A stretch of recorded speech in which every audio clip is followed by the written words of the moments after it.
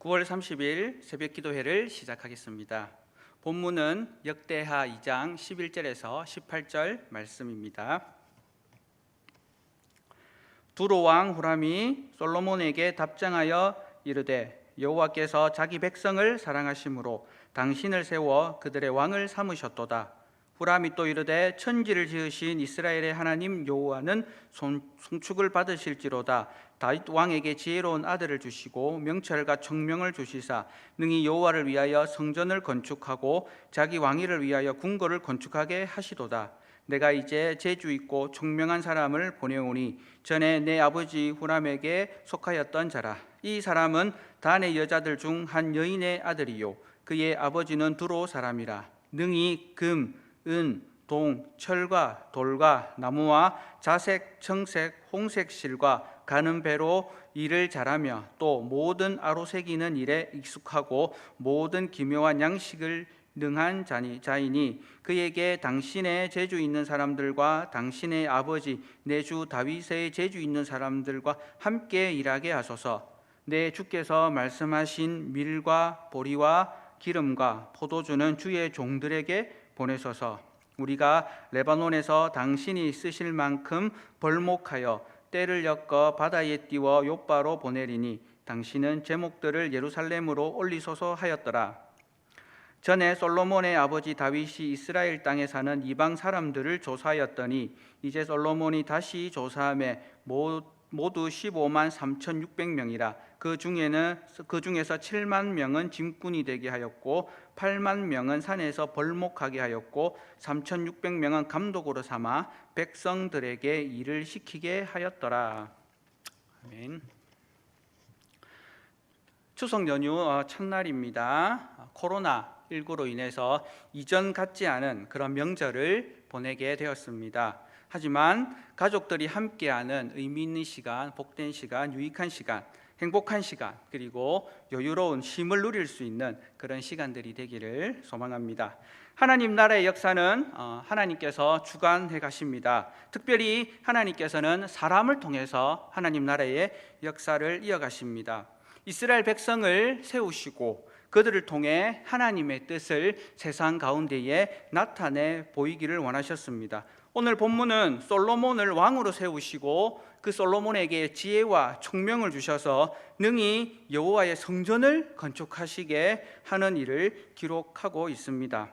특별히 놀라운 것은 하나님의 거룩한 성전을 건축하는데 이스라엘 백성들이 함께했고 또 이방 민족들도 함께 참여했다는 것입니다. 오늘 본문에는 아주 중요한 의미가 담겨져 있습니다. 바로 보편적인 하나님 나라의 구원의 계획이 오늘 본문 말씀 가운데 잘 기록되어 있다는 것입니다.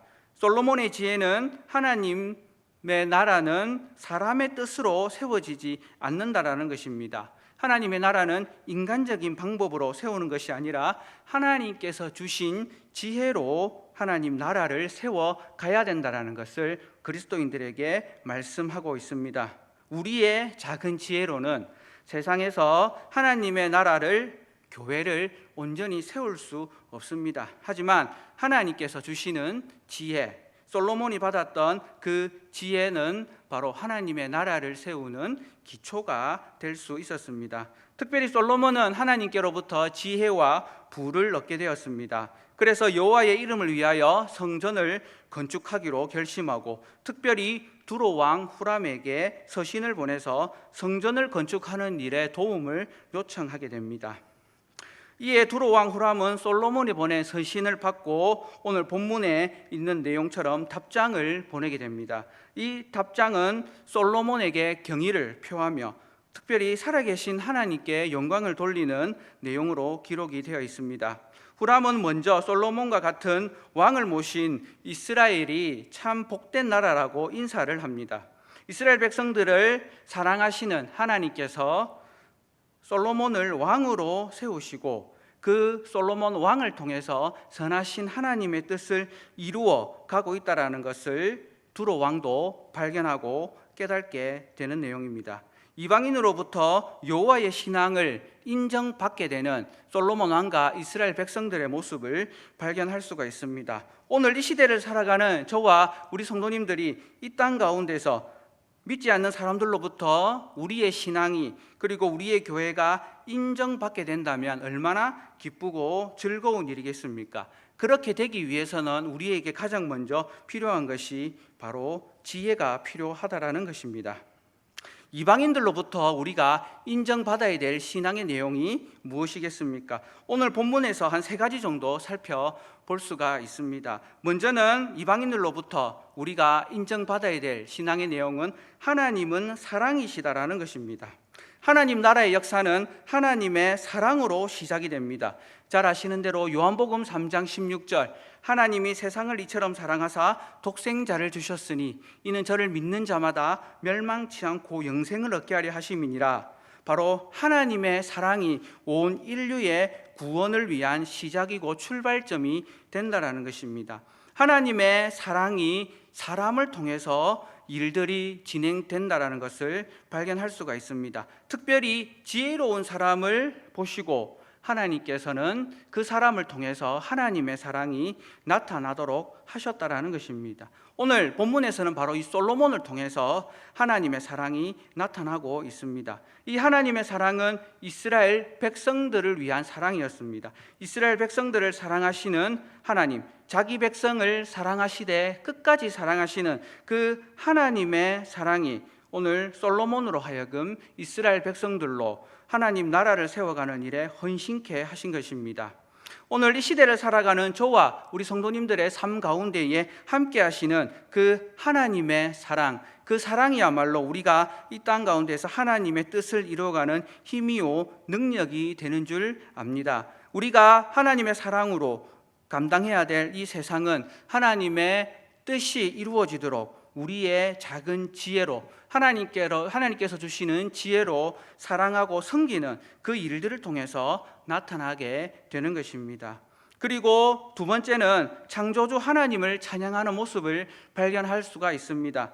다양한 신들이 있던 그 시대에 창조주 하나님에 대해서 고백하는 두로 왕의 모습을 보면서 오늘 이 시대에 많은 사람들의 입술을 통하여서 창조주 하나님을 고백하는 그런 일들이 일어나기를 기대해 봅니다. 12절 말씀에 천지를 지으신 이스라엘의 하나님 여호와는 송축받으시기를 원합니다. 살아계신 하나님을 찬양합니다 라고 고백하는 내용을 발견할 수가 있습니다. 이방인이 하나님을 찬양하게 됩니다. 그것은 바로 솔로몬을 통해서 그리고 이스라엘에 함께 하시는 그 하나님의 사랑을 발견하고 깨달았을 때에 고백할 수 있는 내용입니다.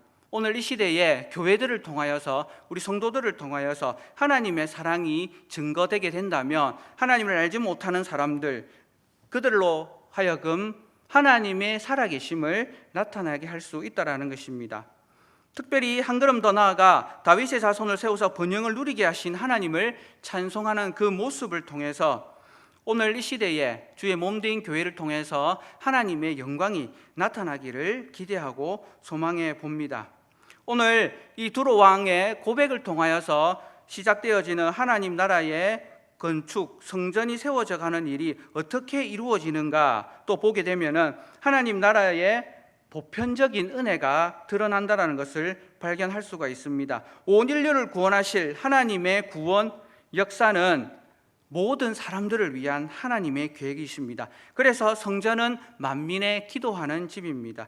이 성전을 건축하는 일에 이스라엘 백성들만 참여한 것이 아니라 당시 이스라엘 지역에 살고 있던 이방 민족들까지 이 일에 함께 동참하게 되는 것을 발견할 수가 있습니다. 14절 말씀에 함께 일하게 하소서라고 기록되어 있는 이 말씀을 통해서 이스라엘 백성뿐만 아니라 함께 하나님의 성전을 짓는 일에 참여하게 된다는 것을 발견할 수가 있습니다.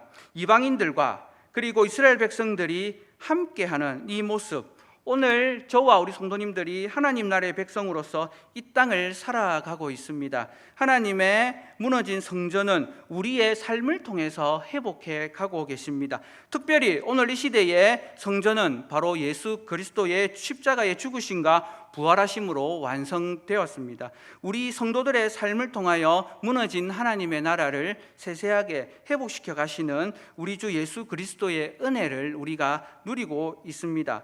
이 땅 가운데에서 우리가 이방인들과 함께 살아가고 있습니다. 믿지 않는 자들과 함께 살아가고 있지만 이 삶은 하나님의 구원 계획 안에 모두 포함되어 있습니다.